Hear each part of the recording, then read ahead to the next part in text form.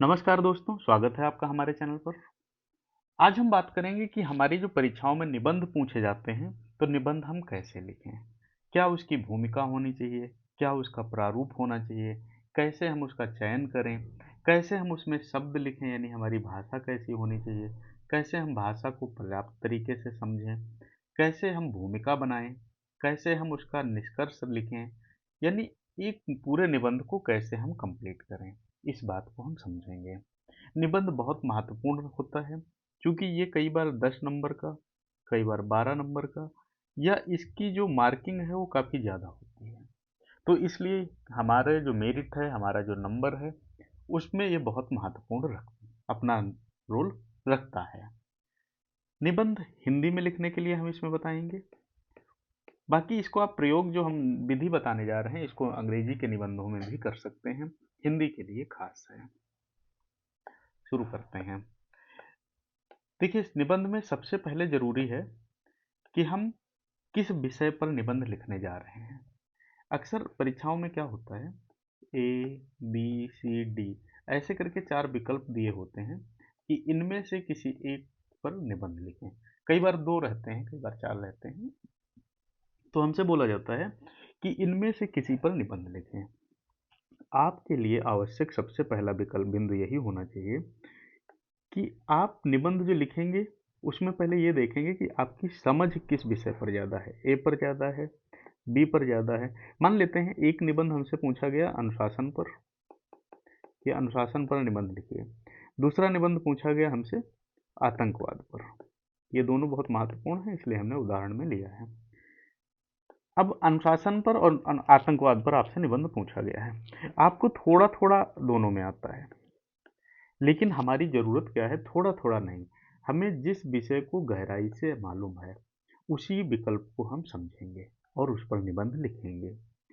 निबंध हमारा, देखिए क्या होता है, कई बार आपके 500 शब्द, आपसे 1200 शब्द, 1000 शब्द, ऐसे करके निबंध पूछे जाते हैं। यानी आपके थोड़ा-थोड़ा से तो ये काम नहीं चलने वाला। भई आपको या तो 500 शब्द में लिखना है, 1000 शब्द में लिखना है, 1200 शब्द में लिखना है। तो आपका विषय ऐसा होना चाहिए कि आप उस पर थोड़ा गंभीरता से ज्ञान रखते हों।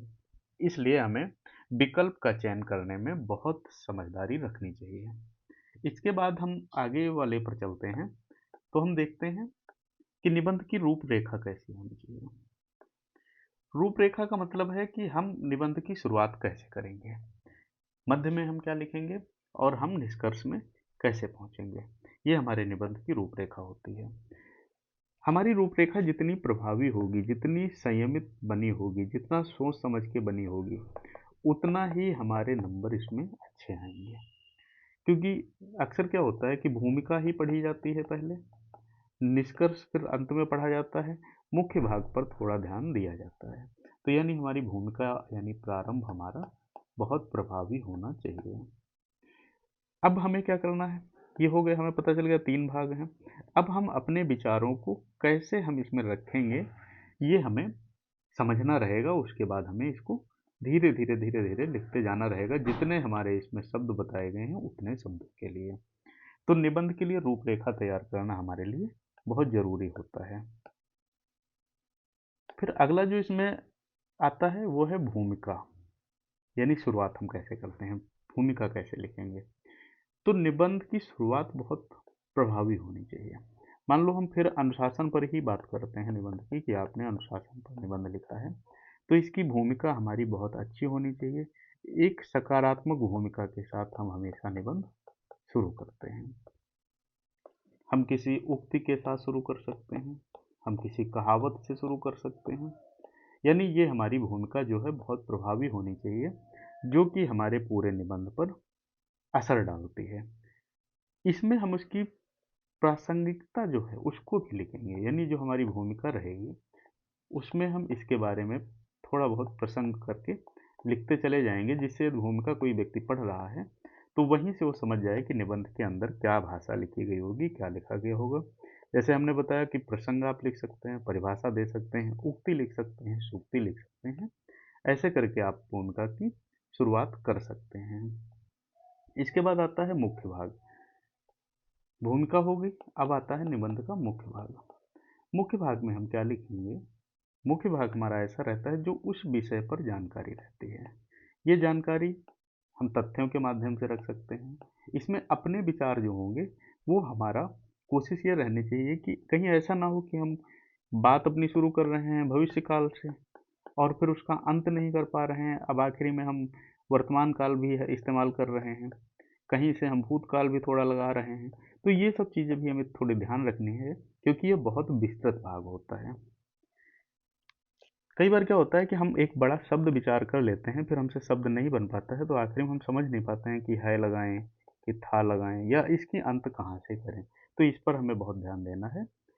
इसमें बिंदु पर तर्क संगत तरीके से हमें ये बिंदु प्रस्तुत करने रहेंगे। इसमें हमें उदाहरण का प्रयोग करना रहेगा, तर्क और तथ्यों का प्रयोग करना रहेगा। भाषा को हमें हमेशा आसान रखना है। ऐसा नहीं है कि हम बिल्कुल कठिन भाषा को लिखते जा रहे हैं, फिर हम ही नहीं समझ पा रहे हैं कि हमने क्या लिख दिया है। तो ये हमें इसमें बहुत महत्व ध्यान रखने वाली बात होती है। तीसरा जो भाग आता है वो है निष्कर्ष का। निष्कर्ष यानी समापन। समापन हमेशा फिर से हम एक सकारात्मक स्थिति में करेंगे। कभी सकारात्मक स्थिति में समापन किया हुआ निबंध गलत नहीं माना जाता है। यदि हम सकारात्मक न करके मान लो कुछ भी लिख दें, तो वो चीज़ें इतनी प्रभावी नहीं रहती हैं। तो समापन हमेशा सारगर्भित होना चाहिए, प्रभावी होना चाहिए। निबंध का सार प्रस्तुत करें, संक्षेप में निष्कर्ष लिखें। ऐसा नहीं है कि जो हमने प्रस्तावना में लिखा था वही चीज़ इसमें लिख देंगे। इसको हमें संक्षेप में लिखना रहेगा। फिर हम इसमें कोई संदेश या उक्ति का प्रयोग कर सकते हैं, कहावत का प्रयोग कर सकते हैं जो कि इसके परिप्रेक्ष्य में सही बैठ रही हो। ऐसा नहीं कि हम कहीं से कहावत उठा के लिख देंगे, ऐसे लिखेंगे जो कि हमारी इसके परिप्रेक्ष्य में सही बैठ रही हो। जब हमारा पूरा हो जाएगा तो हम इस पे संशोधन करेंगे, ध्यान देंगे कि उसको हम एक बार पढ़ेंगे कि सही है कि नहीं है। व्याकरण, वर्तनी और भाषा संबंधी यही त्रुटि ज़्यादातर देखी जाती है। निबंध लिखाने का मेन एक उद्देश्य ये भी होता है कि आप अगर कोई 100 शब्द लिख रहे हैं या 1000 शब्द लिख रहे हैं, तो आपकी उक्ति वही रह रही है, भाषा वही रह रही है, बदल रही है। संगठित और तार्किक रूप से होना चाहिए, यानी हमारी जो एक लाइन है वो दूसरी लाइन से मिलती हुई हो और हर लाइन का मतलब कहीं न कहीं से जो हमारा विषय है उससे संबंधित ही हो। यानी हम कुछ भी नहीं लिखने लगेंगे। जैसे कुछ लोग देखते हैं कि आपको क्या करेंगे, कुछ भी लिखने लगेंगे कि हाँ, इसको कैसे भी हमें पूरा कर देना है। ये चीज़ नहीं करनी है, यानी हमारा जुड़ा रहना चाहिए एक दूसरे से शब्द। ये हम अंत में जो शब्द हैं यानी भाषा सरल और स्पष्ट हो, विषय से न भटकें, जो हम कह रहे हैं कि उसी टॉपिक पर रहना है। शैली आपकी आसान हो, रुचि जिसमें बनी रहे, उचित उदाहरण और उद्धरण हो, सीमा का ध्यान रखना है, शब्द सीमा का ध्यान रखना। अब कोई शब्द बैठ के गिनता नहीं है, लेकिन जब आप एक दो बार प्रैक्टिस करेंगे तो आपको अनुमान लग जाएगा कि हाँ, अब लगभग कितने शब्द हो गए हैं। उतने शब्द में आपकी भाषा या आपका निबंध खत्म होना चाहिए। बिना मतलब जो उस विषय से संबंधित बातें नहीं हैं वो उसमें हमें नहीं लिखनी हैं। ये चीज़ें जो है थोड़ा खराब लगती हैं। तो ये रही आपकी निबंध लिखने की शैली, जो कि आपके लिए बहुत प्रभावी है, जो कि आपके लिए ज़रूरी है कि आप इसको ध्यान दें। एक दो बार प्रैक्टिस करेंगे आ जाएगा। यदि आपको वीडियो पसंद आया है तो लाइक करिए, चैनल पर नए हैं तो सब्सक्राइब करिए जिससे आने वाले वीडियो आपको समय से मिलते रहें। निबंध में प्रैक्टिस बहुत ज़रूरी है जिससे कि आपका व्याकरण जो है सुधरता रहेगा और आपकी त्रुटियाँ कम होंगी।